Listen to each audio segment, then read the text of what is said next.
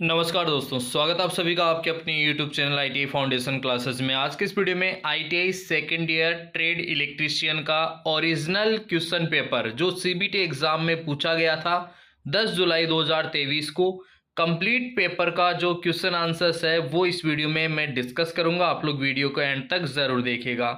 दोस्तों, video start करने से पहले मैं आप सभी को बताना चाहूँगा कि यदि आप लोग फर्स्ट टाइम हमारे इस यूट्यूब चैनल पे हैं तो इसे सब्सक्राइब करें, साथ ही साथ बेल आइकन के बटन को प्रेस करें ताकि ITI एग्जाम्स और ITI जॉब से रिलेटेड सभी यूजफुल वीडियोस रेगुलर आप सभी तक पहुंचते रहें। तो दोस्तों, स्टार्ट करते हैं आज का वीडियो। यहाँ पे देखिए, इलेक्ट्रीशियन ट्रेड सेकेंड ईयर का ये क्वेश्चन पेपर है। 10 जुलाई 2023 को इवनिंग शिफ्ट, शाम को 3 बजे से 5 बजे वाली शिफ्ट में क्वेश्चन पेपर पूछा गया था। तो यहाँ पे जो है ये क्वेश्चन पेपर पूरा का पूरा हम लोग डिस्कस करने वाले हैं, देखने वाले हैं कि किस तरीके के जो है क्वेश्चंस ITI CBT एग्जाम में इलेक्ट्रीशियन ट्रेड वाले स्टूडेंट्स के लिए पूछे जाते हैं। तो ठीक है दोस्तों, स्टार्ट करते हैं। फर्स्ट देखिए, यहाँ पे है पवन शक्ति उत्पादन का प्रमुख नुकसान क्या है। पवन शक्ति, विंड पावर जनरेशन जो होता है, मतलब पंखे जो लगे होते हैं, पवन चक्कियां जो लगी होती है, उससे जो बिजली पैदा की जाती है, उसका मेन नुकसान क्या है। उसका मुख्य नुकसान है दोस्तों, पवन ऊर्जा नियत और स्थिर नहीं है। कभी पवन जो है तेज चलती है तो कभी पवन जो है धीरे चलती है दोस्तों। इसीलिए जो है वो स्थिर ना होना, ये क्या है, एक बड़ा नुकसान है, बड़ी प्रॉब्लम है, बड़ी समस्या है पवन द्वारा शक्ति उत्पादन में। चलो बढ़ते हैं नेक्स्ट क्वेश्चन की ओर। नेक्स्ट क्वेश्चन है, IE नियम के अनुसार घरेलू वायरिंग में उप सर्किट को जलाने के लिए अनुमेय भार कौन सा है। उप सर्किट को जलाने के लिए देखिए यार, इसमें एक्चुअली लाइटिंग सब सर्किट, लाइटिंग होता है, लाइट और फैन वाला, ठीक है। उस सर्किट के लिए जो लोड है वो कितना है, वो है गाइस 800 वाट। कितना? 800 वाट। अगर पावर उप परिपथ, पावर सब सर्किट का पूछे आपसे तो 3000 वाट होता है, और लाइटिंग के लिए अगर पूछे तो 800 वाट होता है, राइट। चलो बढ़ते हैं नेक्स्ट क्वेश्चन की ओर। चल रही DC मोटर में प्रेरित EMF की क्रिया क्या है। प्रेरित EMF, उत्पन्न EMF जो है वो क्या करता है, लागू वोल्टेज का विरोध करता है, अप्लाइड वोल्टेज का विरोध करता है। DC मोटर में जो प्रेरित विद्युत वाहक बल है उसे हम बैक EMF या काउंटर EMF या फिर विरोधी विद्युत वाहक बल भी कहते हैं। और ये क्या करता है, अप्लाइड वोल्टेज, जो आरोपित वोल्टेज है, लागू वोल्टेज मतलब अप्लाइड वोल्टेज, आरोपित वोल्टेज, उसका विरोध करता है DC मोटर में उत्पन्न प्रेरित EMF। बढ़ते हैं नेक्स्ट क्वेश्चन की ओर। कौन सी मोटर में आधी कुंडलन वाइंडिंग होती है। सीलिंग फैन में। देखो यार, समझिएगा, क्वेश्चन सिंपल सा है। Which motor is having half coil winding. Half coil winding किस में होती है, सीलिंग फैन में। क्यों कहा गया है सीलिंग फैन के लिए दोस्तों? सीलिंग फैन के लिए इसलिए कहा गया है क्योंकि इसमें स्टार्टिंग वाइंडिंग है वो कैपेसिटर चार्ज होने के बाद में वर्क नहीं करती। जैसे आपको पता है, स्टार्टिंग में कैपेसिटर शॉर्ट सर्किट की तरह बिहेव करेगा, उसके बाद में कैपेसिटर ओपन सर्किट की तरह बिहेव करेगा। तो कैपेसिटर में स्टार्टिंग में तो स्टार्टिंग वाइंडिंग जो है उसमें से करंट फ्लो करती है, बट कुछ समय बाद में जो है स्टार्टिंग वाइंडिंग में से करंट फ्लो नहीं करती, केवल रनिंग वाइंडिंग जो है उसी में से करंट फ्लो करती है। इसीलिए सीलिंग फैन को जो है हाफ कॉइल वाइंडिंग भी कहा जाता है। चलो बढ़ते हैं नेक्स्ट क्वेश्चन की ओर। DC जनरेटर का सिद्धांत क्या है। बच्चे को पता है इस क्वेश्चन का आंसर कि DC जनरेटर का सिद्धांत जो है वो है फेराडे का विद्युत चुंबकीय प्रेरण का नियम, Faraday's law of electromagnetic induction. तो ऑप्शन ए जो है इसका करेक्ट आंसर होगा। बढ़ते हैं नेक्स्ट क्वेश्चन की ओर। DC ड्राइव में विशेषता वक्र का नाम क्या है। ये DC ड्राइव है, इसमें जो विशेषता वक्र है वो कौन सा है। दो डायग्राम यहाँ पे इसलिए बने हुए हैं, एक हिंदी के क्वेश्चन के लिए और एक इंग्लिश के क्वेश्चन के लिए। तो गति बनाम बलागुण, ये कौन सा है, गति बनाम बलागुण। कौन सा है, गति बनाम बलागुण, ठीक है। ऑप्शन ए इसका करेक्ट आंसर होगा। बढ़ते हैं नेक्स्ट क्वेश्चन की ओर। सिलिकॉन सेमीकंडक्टर डायोड किस डायोड को इंगित करता है। तो सिलिकॉन जो है यार दोस्तों सिंपल सा है, बी वाई जो है वो किसके लिए रिप्रेजेंट करता है, सिलिकॉन के लिए। किसके लिए दोस्तों, सिलिकॉन के लिए। ऑप्शन सी इसका करेक्ट आंसर होगा। बढ़ते हैं नेक्स्ट क्वेश्चन की ओर। डीसी जनरेटर में पोल शू का क्या उद्देश्य है? पोल शू का उद्देश्य होता है फ्लक्स को जो है एयर गैप में समान रूप से वितरित करना। पोल शू होता है दोस्तों ये वाला पोर्शन जो है वो पोल शू कहलाता है। ठीक है, ये वाला जो पोर्शन है वो पोल शू कहलाता है। यहां से यहां तक का जो पोर्शन है, ठीक है, ये क्या कहलाता है? पोल शू कहलाता है। यहां तक का पोर्शन समझ पा रहे हो, जो डार्क बिल्कुल हो चुका है, ये पोल शू कहलाता है। ये क्या करता है? फ्लक्स को एक समान रूप से वितरित करेगा एयर गैप में। तो ऑप्शन बी इसका करेक्ट आंसर होगा। चलो दोस्तों बढ़ते हैं नेक्स्ट क्वेश्चन की ओर। इलेक्ट्रोप्लेटिंग प्रक्रिया के लिए किस प्रकार के डीसी जनरेटर का प्रयोग किया जाता है? इलेक्ट्रोप्लेटिंग हुआ या बैटरी चार्जिंग हुआ, ठीक है, सेंट्रीफ्यूगल पंप हुआ, उन सब के अंदर शंट जनरेटर, एक्साइटर वगैरह, इन सब में जो है शंट जनरेटर हम जनरली प्रयोग करते हैं। तो इलेक्ट्रोप्लेटिंग जो है उसके अंदर स्थिर वोल्टेज की आवश्यकता होती है, और स्थिर वोल्टेज जो है हमें मिलता है शंट जनरेटर से, डीसी शंट जनरेटर से। ठीक है, तो ऑप्शन सी इसका करेक्ट आंसर होगा।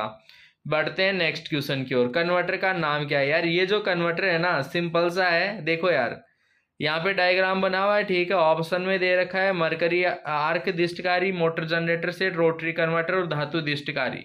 तो आपने सिंपल सा आपकी बुक में पढ़ा होगा, ये कौन सा है? रोटरी कन्वर्टर है। कौन सा है? Rotary converter. एकल मशीन है, इसमें एसी सप्लाई देते हैं, एसी सप्लाई देंगे यहाँ से, ठीक है, और इधर जो है यहाँ पे आर्मेचर है, एसी, ये मोटर जो है घूमेगी, एसी उत्पन्न होगी, और यहाँ पे लगा हुआ है कम्यूटेटर जो क्या करेगा? एसी को डीसी में कन्वर्ट कर देगा। यहाँ अपन को क्या मिल जाएगी? डीसी मिल जाएगी दोस्तों। तो एसी को किस में कन्वर्ट कर रहा है? डीसी में। तो ये है कन्वर्टर, ठीक है, रोटरी कन्वर्टर। एकल मशीन है, रोटरी कन्वर्टर कहलाएगा। राइट, ऑप्शन सी इसका करेक्ट आंसर। अल्टरनेटर के भाग का क्या नाम है? ये अल्टरनेटर का कौन सा भाग है? कोई भी बता देगा इसको आसानी से कि सेलेंट पोल टाइप रोटर है। क्या है? Salient pole type rotor. दोस्तों सेलिएंट पोल टाइप जो है वो उसका व्यास बड़ा होता है, अक्षीय लंबाई कम होती है। व्यास बड़ा होता है, अक्षीय लंबाई कम होती है। ये व्यास जो है बड़ा है और ये अक्षीय लंबाई क्या है? कम है। एक होता है सिलेंड्रिकल। सिलेंड्रिकल में क्या होता है?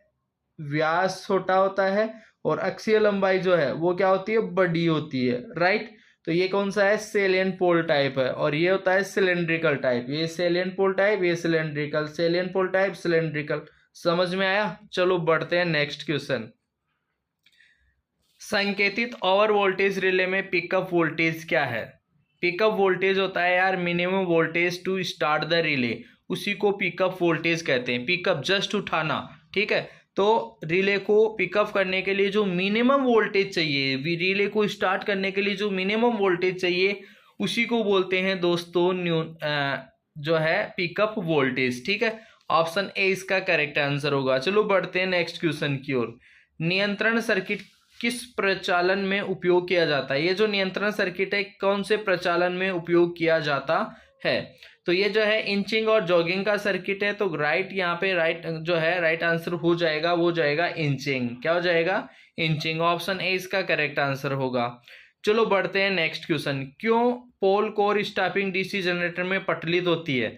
यार पटलित कोर क्यों बनाते हैं, लेमिनेटेड कोर क्यों बनाते हैं? सभी को पता होगा, reduce eddy current losses. Eddy current losses को कम करने के लिए अगर पटलित होगा, बिल्कुल पटलित होगा कोर, तो भंवर धाराएं जो है वो कम उत्पन्न हो पाएगी।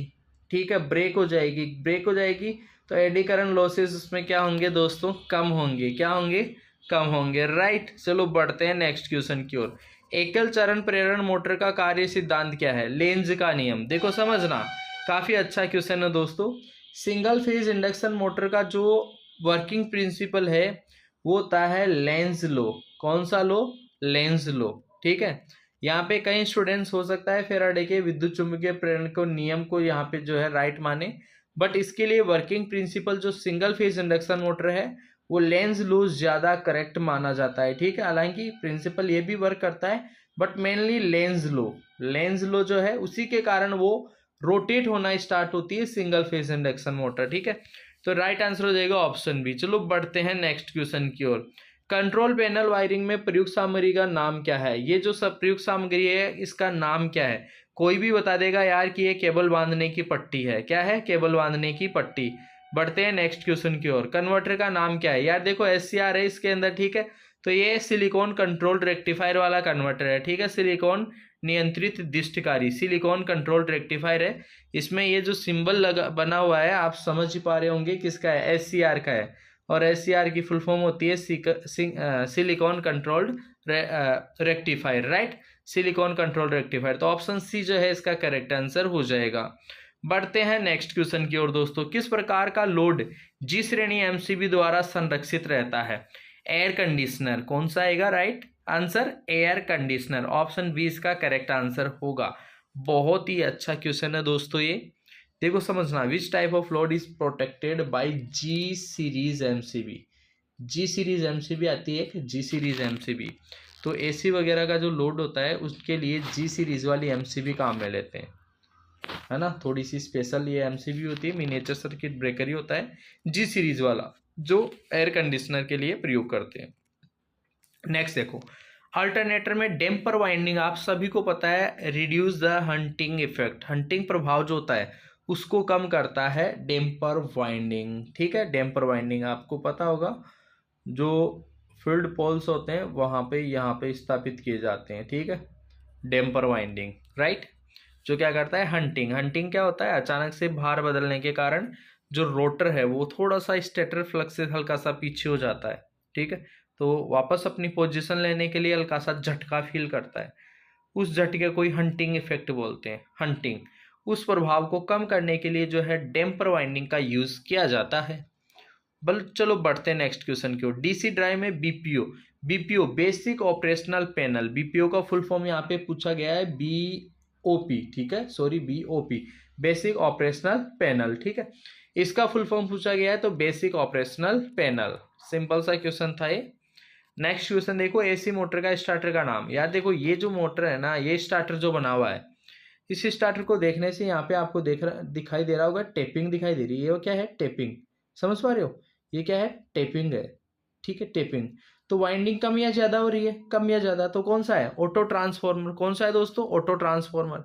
तो यहाँ पे इसमें देखो नाम ऑप्शंस में देखते हैं, ऑप्शन ए में लिखा हुआ है ऑटो ट्रांसफॉर्मर स्टार्टर, ठीक है, तो राइट आंसर हो जाएगा ऑप्शन ए, ऑटो ट्रांसफॉर्मर स्टार्टर। किस प्रकार के आर्मेचर वाइंडिंग है? देखो यार गौर से देखो इस वाइंडिंग को, ये वाइंडिंग जो है आगे की ओर बढ़ रही है, ठीक है, ये इस चीज हमको देखने से पता चल रहा है कि वाइंडिंग आगे की तरफ, कम्यूटेटर में बढ़ने के आगे की तरफ जो है इसके कनेक्शन बढ़ रहे हैं, ठीक है, तो ये जरूर प्रोग्रेसिव होनी चाहिए। देखते हैं ऑप्शंस में है, फर्स्ट ऑप्शन में ही progressive left winding, second option है रिट्रोग्रेसिव, डुप्लेक्स तो है नहीं, ट्रिप्लेक्स वैसे ही नहीं है, तो प्रोग्रेसिव बच गया है, राइट आंसर हो जाएगा progressive left winding. First option इसका करेक्ट आंसर हो जाएगा, ठीक है। नेक्स्ट क्वेश्चन है, कहाँ DC मिश्रित मोटरों को प्राथमिकता दी जाती है? DC कंपाउंड मोटर जो है, DC कंपाउंड मोटर, DC मिश्रित मतलब कंपाउंड मोटर, कहाँ पे जो है प्राथमिकता दी जाती है, कहाँ पे इनका उपयोग ज्यादा होता है? तो guys constant speed under varying load, varying load मतलब लोड चेंज हो रहा है लेकिन क्या चाहिए? कांस्टेंट स्पीड चाहिए, नियत गति चाहिए। तो नियत गति के लिए या तो आप DC शंट मोटर ले सकते हो या फिर जो है DC कंपाउंड मोटर प्रयोग करते हैं। तो DC कंपाउंड मोटर जो है अगर लोड जो है बदल रहा है और स्पीड जो है गति आपको नियत चाहिए तो वहां पे हम DC कंपाउंड मोटर का प्रयोग करते हैं। ऑप्शन ए इसका करेक्ट आंसर होगा। DC श्रृंखला मोटर का गति नियंत्रण किस प्रकार का है? यह देखो फील्ड है ना, फील्ड, इसको समांतर में जोड़ा गया है यहाँ पे, तो यहाँ पे फील्ड पैरेलल मेथड, इजी सा जो है ये क्वेश्चन था, पैरेलल में जोड़ा गया है तो फील्ड पैरेलल मेथड, क्षेत्र समांतर विधि द्वारा जो है यहाँ गति नियंत्रण किया जा रहा है। नेक्स्ट है अल्टरनेटर का EMF समीकरण 4.44 kdkc 5ft, तो बिल्कुल करेक्ट आंसर हो जाएगा ऑप्शन बी। हर किसी को पता है, काफी कंपटीशन एग्जाम में जगह जगह ये क्वेश्चन पूछा जाता है, तो ऑप्शन बी इसका करेक्ट आंसर होगा। बढ़ते हैं नेक्स्ट क्वेश्चन की ओर। फुल वेव रेक्टिफायर सर्किट में आउटपुट वोल्टेज क्या है? फुल वेव रेक्टिफायर सर्किट में आउटपुट वोल्टेज क्या है? निर्गत नहीं, निर्गत नहीं, क्यों? देखो यार, लोड जुड़ा हुआ ही नहीं है, ठीक है, इसीलिए क्या आएगा, निर्गत नहीं। No output, no output, no output क्यों आया, समझना। बहुत अच्छा क्वेश्चन था ये, जानबूझ के बनाया हुआ है। अगर आप लोग इसमें लोड नहीं जोड़ोगे ना, जब तक यहाँ पे लोड नहीं जोड़ोगे तब तक आपको आउटपुट वोल्टेज 0 ही मिलेगा। नो आउटपुट वोल्टेज, यहाँ पे जब तक आप लोग रेजिस्टेंस कुछ लोड नहीं जोड़ोगे तब तक आपको वोल्टेज यहाँ पे देखने को नहीं मिलेगा। तो नो आउटपुट इसका राइट आंसर हो जाएगा ऑप्शन डी। चलो बढ़ते हैं नेक्स्ट क्वेश्चन की ओर। एसी ड्राइव के ब्लॉक आरेख में एक्स के रूप में चिन्हित घटक का नाम क्या है? एक्स के रूप में चिन्हित घटक जो है वो क्या है? ऑप्शन है AC motor, inverter, दिष्टकारी, DC bus. तो गाइज ये कौन सी बस है? DC bus. इसको क्या बोलेंगे? DC bus. डीसी को एसी, ये इन्वर्टर है ना, तो ये क्या कर रहा है? डीसी को एसी। देखो यार, समझना आप लोग, ये है डायोड, ये क्या करेगा? एसी को डीसी में कन्वर्ट कर देगा, ठीक है। फिर यहाँ पे भी क्या आ रहा है? यहाँ पे डीसी से एसी हो रहा है, ठीक है। तो ये जो बीच में है ना, बीच में ये क्या है? DC DC DC DC, right. तो इसको बोलेंगे डीसी बस। क्या बोलेंगे दोस्तों? DC bus, right. चलो बढ़ते हैं नेक्स्ट क्वेश्चन की ओर। स्वचालित स्टार डेल्टा स्टार्टर में टाइमर का कार्य क्या होता है? टाइमर का कार्य होता है दोस्तों, टाइमर जो ना वो क्या करता है, स्टार से डेल्टा में बदल देता है ऑटोमेटिकली। जितना आप टाइमर में, जैसे मान लो आपने टाइमर में सेट कर दिया 30 सेकेंड, अब आपने उसको स्टार्ट किया, वो स्टार में सबसे पहले स्टार्ट होगा।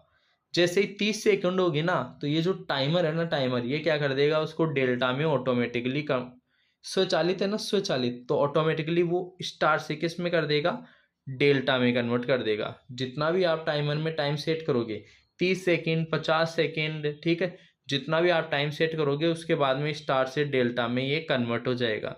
स्टार से डेल्टा में कन्वर्ट हो जाएगा दोस्तों, स्टार से डेल्टा में कन्वर्ट हो जाएगा, राइट। चलो बढ़ते हैं नेक्स्ट क्वेश्चन की ओर। डीसी जनरेटर में किस प्रकार का वोल्टेज गतिशील रूप से प्रेरित होता है? डीसी जनरेटर में किस प्रकार का वोल्टेज गतिशील रूप से प्रेरित होता है? गतिशील रूप से हमेशा देखिए दोस्तों प्रत्यावर्ती वोल्टेज उत्पन्न होता है। गतिशील रूप से डायनेमिकली हमेशा जो है प्रत्यावर्ती वोल्टेज उत्पन्न होगा। उसके बाद में उसको एसी से डीसी में जो है कम्यूटेटर द्वारा कन्वर्ट करेंगे। एसी से डीसी में किसके द्वारा कन्वर्ट करेंगे? कम्यूटेटर के द्वारा, ठीक है। बाकी जो उत्पन्न होगा वो एसी वोल्टेज ही होगा, राइट। चलो बढ़ते हैं नेक्स्ट क्वेश्चन की ओर। Question number 30। आर्क वेल्डिंग के लिए डिफरेंशियल कंपाउंड जनरेटर प्रयोग करते हैं। आर्क वेल्डिंग जो होती है दोस्तों, याद रखिएगा, आर्क वेल्डिंग के लिए कौन सा डीसी जनरेटर प्रयोग करते हैं? तो डिफरेंशियल डीसी जनरेटर। कौन सा? डिफरेंशियल कंपाउंड डीसी जनरेटर, ठीक है। डिफरेंशियल जो है वो आर्क वेल्डिंग में प्रयोग होता है। काफी बार ये क्वेश्चन पूछा गया है, very most important. Next question number 31। क्यों एक डीसी जनरेटर के आर्मेचर कोर पटलित होते हैं? आर्मेचर कोर पटलित, अभी पहले भी क्वेश्चन आया था, एडी करंट लॉस को कम करने के लिए। ऑप्शन बी करेक्ट आंसर होगा।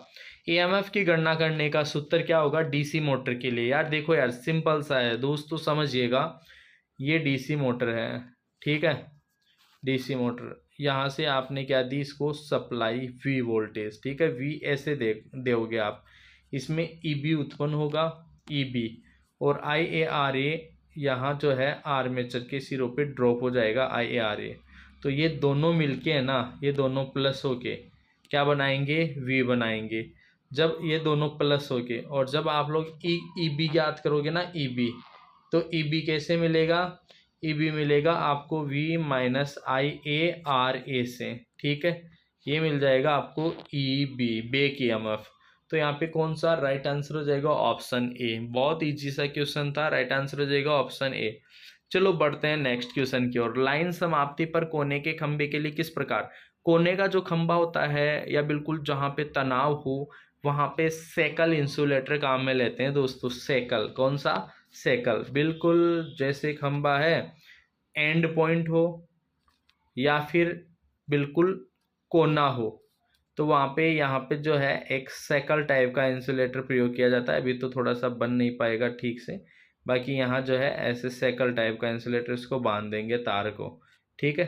सेकल टाइप का इंसुलेटर काम में लेते हैं, राइट। अभी देखो अपने पास में डिजिटल बोर्ड नहीं है, अदरवाइज जैसे डिजिटल बोर्ड आएगा ना, अपना एक अलग ही रुतबा देखने को मिलेगा दोस्तों। तो फिलहाल यहाँ पे सेकल टाइप इंसुलेटर हम प्रयोग करेंगे। चलो बढ़ते हैं नेक्स्ट क्वेश्चन की ओर। वोल्टेज स्टेबलाइजर में इलेक्ट्रॉनिक सर्किट में शॉर्ट सर्किट दोष की जांच के लिए, शॉर्ट सर्किट दोष हो उसकी जांच के लिए हम मल्टीमीटर का प्रयोग करेंगे दोस्तों। किसका प्रयोग करते हैं? मल्टीमीटर का। शॉर्ट सर्किट के लिए हम मल्टीमीटर का प्रयोग कर सकते हैं आसानी से, राइट। चलो बढ़ते हैं नेक्स्ट क्वेश्चन की ओर। एम्पलीफायर का नाम क्या है? ये जो एम्पलीफायर है इसका नाम क्या है, राइट। तो यहाँ पे है class B push pull amplifier, class B push pull amplifier, push pull amplifier. देखिए समझिएगा दोस्तों, क्यों है समझना जरूरी है। एक ट्रांजिस्टर और दूसरा ट्रांजिस्टर दोनों एक दूसरे के विपरीत दिशा में लगे हुए हैं, इसी को बोलते हैं पुश पुल। इसी को क्या बोलते हैं? Push pull. एक खींचने वाला एक छोड़ने वाला, पुश पुल मतलब एक दूसरे का विपरीत कार्य करते हैं, ठीक है। इसीलिए इसको बोला जाता है पुश पुल एम्पलीफायर। तो राइट आंसर हो जाएगा class B push pull amplifier. Class B दो है ना, इसीलिए class B push pull amplifier, option C correct answer होगा। नेक्स्ट क्वेश्चन है, डीसी जनरेटर में ठोस पोल शू का उपयोग क्यों किया जाता है? ठोस पोल शू जो है to reduce reluctance of the magnetic path. Magnetic path जो है उसके रिलेक्टेंस को कम करने के लिए, reduce the reluctance of magnetic path, उसको कम करने के लिए जो है ठोस पोल शू का प्रयोग किया जाता है। एक बार समझाने की कोशिश करूंगा मैं, आप लोग समझने की भी कोशिश कीजिएगा दोस्तों। ये होता है पोल शू, ठीक है। यहाँ पे इसने क्या बोला? ठोस क्यों काम में लेते हैं, ठोस। अब देखो इसको समझने के लिए आपको रिलक्टेंस समझना पड़ेगा। रिलक्टेंस क्या होता है? जो फ्लक्स होता है ना, फ्लक्स, उसके रास्ते में जो बाधा उत्पन्न होती है उसको बोलते हैं रिलक्टेंस।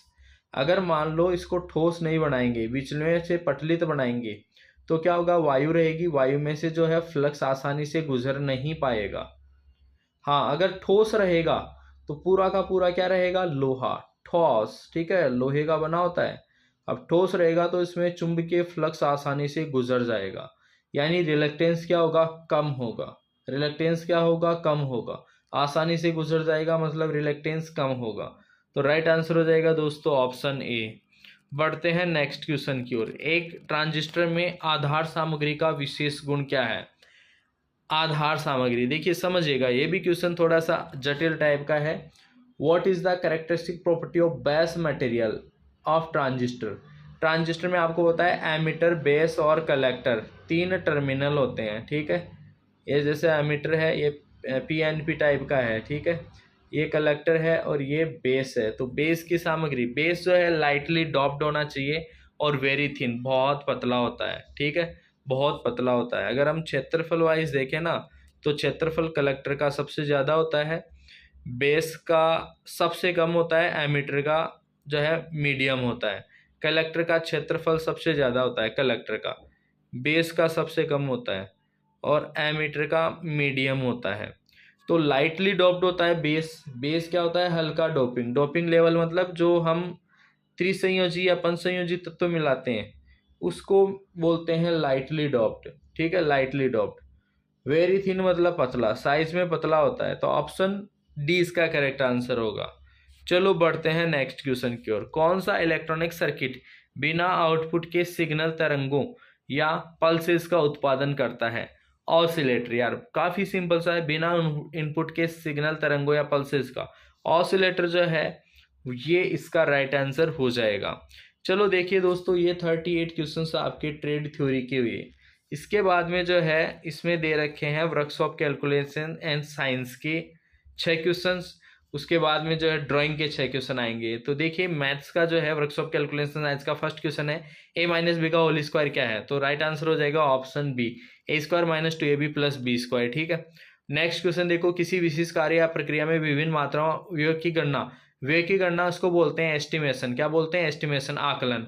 नेक्स्ट क्वेश्चन है, लंबाई में परिवर्तन के दर को डीएल के द्वारा दर्शाते हैं। डीएल, लंबाई में परिवर्तन अगर हो रहा है तो उसको हम किससे दर्शाते हैं? डीएल से। किससे दर्शाएंगे दोस्तों? डीएल से, ठीक है। किससे दर्शाएंगे?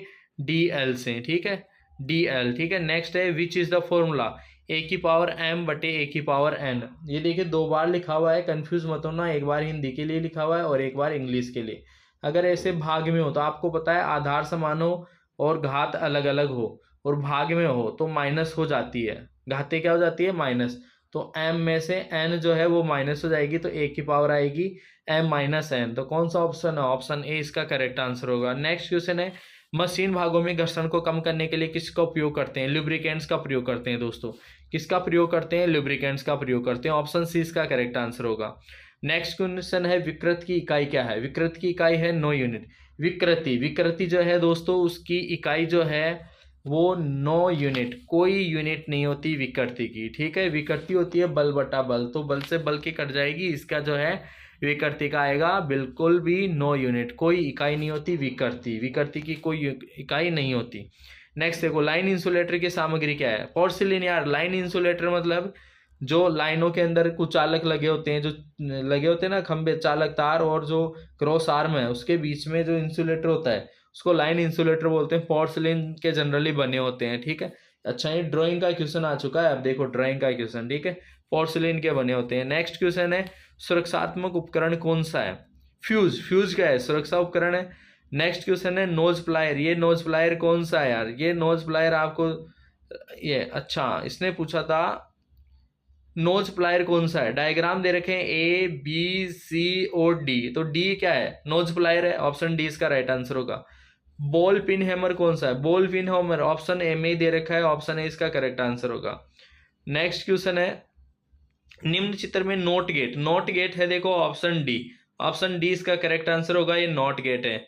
नेक्स्ट है, दिए गए प्रतीक को पहचाने, ये प्रतीक कौन सा है यार, ये तो क्या है, एसी का प्रतीक है, alternating current, AC alternating, option है इसका करेक्ट आंसर होगा। अब देखो 25 क्वेश्चन है एम्प्लॉयबिलिटी स्किल्स के, ठीक है। तो फर्स्ट क्वेश्चन देखो इंग्लिश में पूछा गया है क्योंकि इंग्लिश का क्वेश्चन है। When you borrow a screw driver from a trainee you should say, जब आप किसी ट्रेनी से स्क्रू ड्राइवर उधार लो तो आप क्या कहोगे, can you give me A screw driver. Option D इसका राइट आंसर होगा। नेक्स्ट है, कैरिकुलम विटाई को भी कहते हैं, कैरिकुलम विटाई को रिज्यूम भी कहते हैं दोस्तों, ऑप्शन ए करेक्ट आंसर होगा। नेक्स्ट क्वेश्चन है, which language is essential to become a computer professional. तो कंप्यूटर प्रोफेशनल बनने के लिए इंग्लिश लैंग्वेज आपको आनी चाहिए, इंग्लिश लैंग्वेज, ठीक है। नेक्स्ट देखो, magnificent, sharp, lightly, bright are example of describing word है, ये इनको क्या बोलते हैं, डिस्क्राइबिंग वर्ड, डिस्क्राइब कर रहे हैं। शार्प, लाइट, लेंथी, ब्राइट, चमकीला, ये डिस्क्राइब कर रहे हैं, वर्णन कर रहे हैं, ठीक है। नेक्स्ट देखो, while addressing your boss you should be formal. जब आप अपने बॉस को एड्रेस कर रहे हो तो आपको फॉर्मल होना चाहिए, कैसा होना चाहिए, फॉर्मल। गलत संवाद की ओर ले जाता है, गलतफहमी पैदा करना क्या है, गलत संवाद की ओर ले जाएगा, ठीक है। Option C correct answer. Next question है, complete the sentence with suitable describing word. The transportation to some rural area is difficult as the road are uneven. Road क्या है, अनइवन है। रोड क्या है, देखो transportation to some rural area, rural मतलब ग्रामीण, ग्रामीण क्षेत्र में ट्रांसपोर्टेशन मतलब ये जो साधन चलते हैं वो डिफिकल्ट है। डिफिकल्ट क्यों है, क्योंकि रोड क्या है, अनइवन है। अनइवन मतलब उबड़ खाबड़ है, रास्ता सही नहीं है, अनइवन, ठीक है। अनइवन, पोल्यूटेड, प्रदूषित थोड़ी है रोड, बोरिंग थोड़ी है रोड, सुखी हुई थोड़ी है रोड, सुखी हुई रहती है यार, अनइवन है। अनइवन मतलब ऊपर नीचे है, ठीक है। इसीलिए वहां पे जो है ट्रांसपोर्टेशन सही से नहीं हो पाता, आसानी से नहीं हो पाता, तो अनइवन इसका करेक्ट आंसर होगा, ठीक है। नेक्स्ट क्वेश्चन देखो, a sentence is a sentence that express A direct command, invitation, warning और इंस्ट्रक्शन, इसको बोलते हैं इंपेरेटिव। कौन सा सेंटेंस बोलते हैं, इंपेरेटिव। जो डायरेक्ट या कमांड, कमांड को बताए, ठीक है, उसको बोलते हैं इंपेरेटिव। क्या बोलते हैं, इंपेरेटिव। नेक्स्ट देखो, the principal called Manoj, principal ने मनोज को बोला, the principal asked to show hall ticket for the CBT exam, तो हिम एंड हिज, देखो यार the principal asked him, him किसके लिए आया, मनोज के लिए, ठीक है। हिज उसका, हिज मतलब उसका हॉल टिकट दिखाए, वो उसका जो प्रवेश पत्र है वो दिखाए, किसके लिए, सीटीएस एग्जामिनेशन, जो क्राफ्ट एंड ट्रेनिंग स्कीम का एग्जाम लगेगा उसके लिए। तो पहले हिम आएगा और फिर हिज आएगा, तो ऑप्शन है इसका करेक्ट आंसर होगा। बढ़ते हैं नेक्स्ट क्वेश्चन की ओर। पावर पॉइंट हमें किस बात की अनुमति नहीं देता, पावरमेंट जो है गणना कार्य की अनुमति नहीं देता। पावर पॉइंट में यार गणना ही थोड़ी हो सकती है, कैलकुलेशन हो सकती है क्या, ग्राफिक ऐड करना, मल्टीमीडिया कंटेंट ऐड करना, टेक्स्ट कंबाइन करना, ये सब तो हो सकता है पावर पॉइंट में। लेकिन गणना नहीं हो सकती। ऑप्शन बी इसका करेक्ट आंसर होगा। नेक्स्ट क्वेश्चन है, जब आप अपना बायोडेटा ईमेल के माध्यम से भेजते हैं तो आप इसे किस प्रकार भेज रहे हैं? अटैचमेंट करके। ईमेल के द्वारा भेजते हैं तो ऑब्वियसली अटैचमेंट ही किया जाता है। नेक्स्ट है, लाभ की आशा में वित्तीय जोखिम उठाना व्यवसाय स्थापित करने की गतिविधि को कहा जाता है? एंटरप्रेन्योरशिप, उद्यमिता कहते हैं दोस्तों इसको। वित्तीय जोखिम उठाना, व्यवसाय स्थापित करने की गतिविधि, व्यवसाय स्थापित कर रहे हो आप तो इसे एंटरप्रेन्योरशिप कहते हैं। क्या कहते हैं? एंटरप्रेन्योरशिप। कार्यस्थल के शिष्टाचार का अर्थ है, कार्यस्थल पर जो शिष्टाचार है उसका अर्थ क्या है? सबके साथ शिष्टता और सम्मान से पेश आना। ये इसका राइट आंसर है, ऑप्शन बी। नेक्स्ट क्वेश्चन है, दिए गए विकल्पों में से उद्यमी को खोजें। आनंद महिंद्रा, आनंद महिंद्रा क्या है? उद्यमी है, बिजनेसमैन है। एसबीआई उद्यमी नहीं है। कैबिनेट सचिव उद्यमी नहीं है। आरबीआई गवर्नर उद्यमी नहीं है। ये कोई खुद का बिजनेस नहीं कर रहे दोस्तों। उद्यमी बिजनेस तो कर रहा है आनंद महिंद्रा। ऑप्शन सी इसका राइट आंसर होगा। नेक्स्ट क्वेश्चन देखो, चर्चा के दौरान किन बातों से बचना चाहिए? आक्रामक रूप से आगे बढ़े, ये जो है इस चीज से बचना चाहिए। प्रासंगिक हो, ये तो सही बात है, चर्चा के लिए पहल करे, ये भी सही है। एक श्रोता बने, ये भी सही है, लेकिन इस चीज से बचना चाहिए। यही क्वेश्चन पूछा था, किस चीज से बचना चाहिए, तो ऑप्शन सी इसका करेक्ट आंसर होगा। बढ़ते हैं नेक्स्ट क्वेश्चन की ओर। नेक्स्ट क्वेश्चन है, आपके व्यवसाय में प्रतिस्पर्धी और उन्नत तकनीक में बने रहने के लिए क्या आवश्यक है? क्या आवश्यक है आपके व्यवसाय में? प्रतिस्पर्धी उन्नत तकनीक में बने रहने के लिए आवश्यक है, स्वीकार करें और परिवर्तन करें। स्वीकार करें और परिवर्तन करें, ऑप्शन डी इसका करेक्ट आंसर होगा। नेक्स्ट क्वेश्चन देखो, the immediate surrounding to the place you live in is called. आसपास, जो आपके घर के आसपास रहते हैं ना, immediate surrounding to the place you live, जहां आप रहते हो उसके आसपास के लोग क्या कहलाएंगे? नेबरहुड कहलाएंगे, पड़ोसी। क्या कहलाएंगे दोस्तों? नेबरहुड, पड़ोसी कहलाएंगे। नेक्स्ट क्वेश्चन है अपना, किस भी बिजनेस के मुख्य केंद्र होते हैं? कोई भी जो बिजनेस है उसके मुख्य केंद्र, बिजनेस के मुख्य केंद्र में कौन होते हैं? कस्टमर्स ही होते हैं दोस्तों। कौन होते हैं? कस्टमर्स। कौन होते हैं दोस्तों? कस्टमर्स। ठीक है, कौन होते हैं? कस्टमर्स। बिजनेस के केंद्र में कस्टमर्स होते हैं। नेक्स्ट देखो, is a file storage and synchronisation service of cloud computing developed by Google. Google द्वारा विकसित क्लाउड कंप्यूटिंग की एक फाइल स्टोरेज और सिंक्रोनाइजेशन सेवा कौन सी है? गूगल ड्राइव है दोस्तों। कौन सी है? Google drive. ऑप्शन ए इसका करेक्ट आंसर होगा। नेक्स्ट क्वेश्चन देखो, क्वेश्चन नंबर 20, जब हम बड़ी स्क्रीन में देखने के लिए अपने एंड्रॉइड स्मार्टफोन से फोटो और वीडियो को कंप्यूटर पर साझा करते हैं तो हम कर रहे हैं स्क्रीन मिररिंग कर रहे हैं। उसको क्या बोलते हैं? Screen mirroring. क्या बोलते हैं? Screen mirroring. ठीक है। नेक्स्ट देखो, एक एम्प्लॉय रोज ऑफिस देर से आता है, वह टाइम पंक्चुअल नहीं है, उसको बोलते हैं ना टाइम पंक्चुअल बनो यार। अब वो समय पे नहीं आता है, एम्प्लॉय मतलब कर्मचारी, वो ऑफिस देर से आता है, देर से आता है रोज, तो वो क्या नहीं है? Time punctual. वह नहीं है, पंक्चुअल नहीं है, पंक्चुअल। उसको बोलते हैं समयनिष्ठ, समय पे आने वाला नहीं है, वो निठल्ला है। ठीक है, चलो नेक्स्ट क्वेश्चन देखो, निश्चित स्तर पर किसी चीज की गुणवत्ता बनाए रखना कहलाता है टिकाऊपन, सस्टेनेबिलिटी। सस्टेनेबिलिटी, निश्चित स्तर पर किसी भी चीज की गुणवत्ता को बनाए रखना क्या कहलाता है? सस्टेनेबिलिटी कहलाता है। ठीक है, बढ़ते हैं नेक्स्ट क्वेश्चन की ओर। Alexa Cortana, Einstein, Google, Siri and western हर स्थान की श्रेणी में है? वॉइस रिकॉग्निशन डिवाइसेस है ये सब क्या है? एलेक्सा, ये सब गूगल, सिरी, वेटसन, ये सब क्या है? Voice recognition devices. Voice recognition devices, आवाज की पहचान के उपकरण है सारे के सारे। ठीक है, एलेक्सा, कॉर्टेना, आइंस्टीन, राइट। चलो बढ़ते हैं नेक्स्ट क्वेश्चन की ओर। कौन सी फंक्शन की से स्लाइड शो शुरू होता है? F5 से। स्लाइड शो किससे होता है दोस्तों? F5 से। स्लाइड शो किससे होता है? F5 से। नेक्स्ट देखो, कौन सा उद्यमिता का कार्य नहीं है? उद्यमिता का कार्य, उद्यमिता मतलब जो बिजनेस है उसका कार्य कौन सा नहीं है?